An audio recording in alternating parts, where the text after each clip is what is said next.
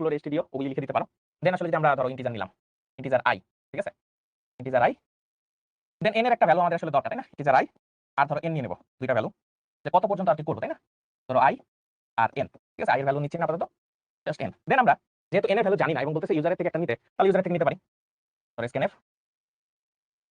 Percent, যেহেতু integer, integer হলে কি করতে হয়, আইডেন্টিফায়ার লিখতে হয় d, তাই না? তাহলে আর এম্পারসেন্ট দিতে হয়, n নিলাম ইউজার থেকে, n এর ভ্যালু কত, যে কোনো ভ্যালু নিতে পারি, নিলাম। তারপরে হলো ফর লুপে ফেলবো, ফর লুপে ফেলে জিনিসটাকে কি করতে পারি, i এর ভ্যালু 1 নিতে পারি, 1 থেকে শুরু, i এর ভ্যালু যতক্ষণ পর্যন্ত না n এর সমান বা ছোট হয় ততক্ষণ পর্যন্ত কি করতে থাকবো, লুপ চালাতে থাকবো, আর প্রত্যেকবার লুপে কি করবো, বাড়াতে থাকবো। এখন দেখো আরেকটা জিনিস করা লাগবে, এটা হলো যে আমরা সাম নিলে কি করতে হয়, সাম নিলে একটা সাম লিখতে হয় না, এবং সামের ইনিশিয়াল একটা ভ্যালু রাখতে হয়, যেখানে আসলে আমরা বারবার রাখি, কারণ কোন এক জায়গায় যদি মনে করো যোগ করে রাখি, এটার উপরে কিন্তু বারবার রাখা লাগতেছে, তো আমরা সামে লিখবো। তো সাম এখানে আছে, তো সাম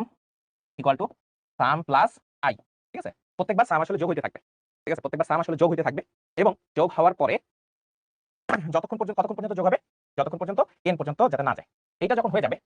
এরপর অংশ শেষ, ফর লুপ শেষ হয়ে যাবে, সব জায়গায় যেতে। তারপরে যদি আমি আসলে প্রিন্টএফ দিয়ে প্রিন্ট করে ফেলি,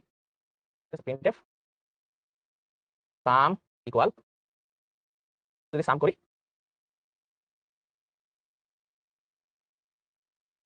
তাহলে কিন্তু আমাদের চলে আসতেছে, এবং লাস্টে একটা ব্র্যাকেট দিয়ে পুরো এই কোডটা শেষ করা যায়, এবং তো খুবই জিনিস আমরা এই জিনিসটা করে ফেলতে পারি। এখন একটা জিনিস দেখো, আমি যদি একটু কঠিন করি এটাকে, মানে একটু কঠিন করব, যে আমরা আসলে সাম করতে চাচ্ছি না, এইখানে যেটা লেখা আছে দেখো, 1 এর পরে যোগ 2, 2 এর পরে যোগ 3, এইভাবে যদি আউটপুটে রাখতে চাই,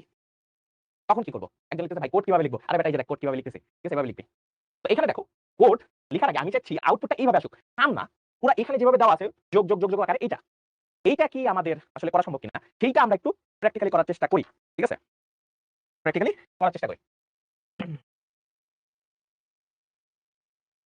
প্রোব জট স্পেস দিয়ে জেট লিখি, তখন কি আছে, তো প্রিন্ট করব না, ওইভাবে যেহেতু দেওয়া আছে 1 + 2, ওই জিনিসটা করব, একটু কঠিন হতে পারে, বাট জিনিসটা লজিক্যালি যদি চিন্তা করি তাহলে এটা কিন্তু খুব সহজে করা যাবে। দেখো ফার্স্টে আমরা যেটা করব, যেহেতু সাম লাগবে না, তাহলে আমরা ফার্স্টে ইন্টিজার লিখব, ডিক্লেয়ার করলাম, i নিলাম, n নিলাম, ঠিক আছে, ভালো কথা। এরপরে কি করব, আমরা আসলে n এর একটা ভ্যালু নিব, ঠিক আছে, মানে কত পর্যন্ত আসলে আমাদের যোগ জিনিসটা দেখাবে, scanf, সরি,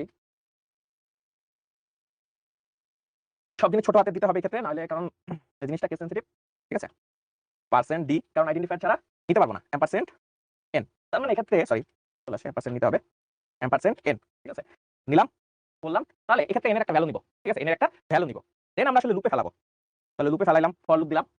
i এর ভ্যালু ইনিশিয়ালি কত থেকে শুরু করা উচিত, 1 থেকে শুরু করলাম, কতক্ষণ পর্যন্ত চলা উচিত, যতক্ষণ পর্যন্ত i এর ভ্যালু n এর থেকে ছোট, ঠিক আছে, যতক্ষণ পর্যন্ত i এর ভ্যালু n এর থেকে ছোট, প্রত্যেকবার কত করে করে বাড়াইতে বলছি, 1 করে, তাহলে i প্লাস প্লাস মানে হলো প্রত্যেকবারে 1 করে করে বাড়বে, এটা লিখলাম। স্ক্যানএফ কি করা যায়, আমরা জানি, দেখো একটা জিনিস, এই জিনিসটা তো আমরা বুঝছি, এখন একটা জিনিস দেখো, প্রত্যেকবার একটা সংখ্যা প্রিন্ট হবে, ওই সংখ্যাটা কোনটা, i, দেখো i এর ভ্যালু আস্তে আস্তে করে কিন্তু বাড়তেছে, ঠিক আছে, প্রথমবার যখন চলবে তখন i এর ভ্যালু 1, এর পরের বারে লুপ যখন চলবে তখন i এর ভ্যালু 2, তার মানে এইভাবে করে তোমার বাড়তে থাকবে। একজন জিজ্ঞেস করছে কেস সেনসিটিভ মানে কি, এই যে ছোট হাতের আর বড় হাতের লিখলে জিনিসটা চেঞ্জ হয়ে যায়, ধরো স্ক্যানএফ জিনিসটা সবগুলো ছোট হাতের লেটারে লিখছে, যদি বড় হাতের লেটারে লিখো বা ক্যাপিটাল লেটারে লিখো, দেখবা যে এটা আর কাজ করতেছে না, ঠিক আছে, এটাই কেস সেনসিটিভ। আচ্ছা, তারপরে দেখো ফর লুপে দিলাম, এখন আমরা একটা জিনিস করবো, যে যখন n এর ভ্যালু 40, ঠিক আছে, n এর ভ্যালু যখন 40, তখন তারপরে তার কোনো প্লাস চিহ্ন দিতে হয় না, তাই আমি আগে একটা শর্ত লিখে দিলাম, যদি i সমান সমান n হয়, যদি i সমান সমান n হয়, মানে এটা আসলে i যদি ইকুয়াল হয়, তখন যেটা করব, প্রিন্টএফ দেবো, পার্সেন্টেজ থাকবে, ধরো পার্সেন্টেজ d, i, এবং এখানে আর কোনো কিছু থাকবে না। এইটা বাদে বাকি যে কোনো জিনিস আসুক, তার জন্য আমি কি লিখলাম, তার জন্য লিখলাম প্রিন্টএফ হবে হলো পার্সেন্ট d, তারপর একটা প্লাস থাকবে, সরি প্লাস থাকবে, এবং এই প্লাসের জায়গায় আমরা আসলে i বসাবো, ঠিক আছে, এবং এটাকে আমরা শেষ করে দিলাম। এখন তোমরা আমাকে বলো যে আমি যদি এটাকে রান করি তাহলে আসলে কি আসা উচিত, ঠিক আছে, আমি যদি এটাকে একটু রান করি, রান করবো, রান করি, রান করলে, যদি রান করি, এখান থেকে একটা আউটপুট চাইতেছে, ঠিক আছে, এখন আমি এই আউটপুটের জায়গায় যদি একটা ক্লিক করি, এখানে একটা ভ্যালু দিব, এখন n এর ভ্যালু কত দিব বলো, তোমরা বলো n এর ভ্যালু কত রাখবো, দেখি তোমাদের থেকে নেই, n এর ভ্যালু কত রাখা উচিত,